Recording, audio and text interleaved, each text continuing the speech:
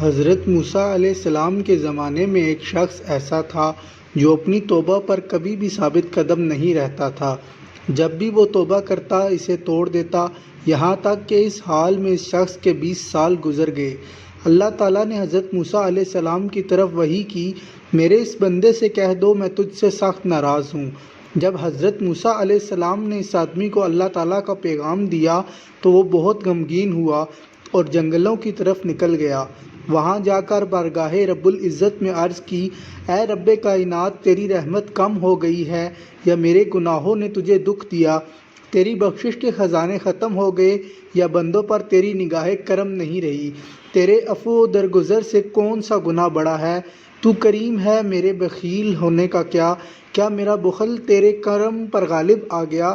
اگر تو نے اپنے بندوں کو اپنی رحمت سے محروم کر دیا تو وہ کس کے دروازے پر جائیں گے؟ اگر تو نے دھتکار دیا تو وہ کہاں جائیں گے؟ اے رب قادر و قہار، اگر تیری بخشش کم ہو گئی ہے اور میرے لیے عذاب ہی رہ گیا ہے تو تمام گناہ گاروں کا عذاب بھی مجھے دے دے، میں ان پر اپنی جان قربان کرتا ہوں۔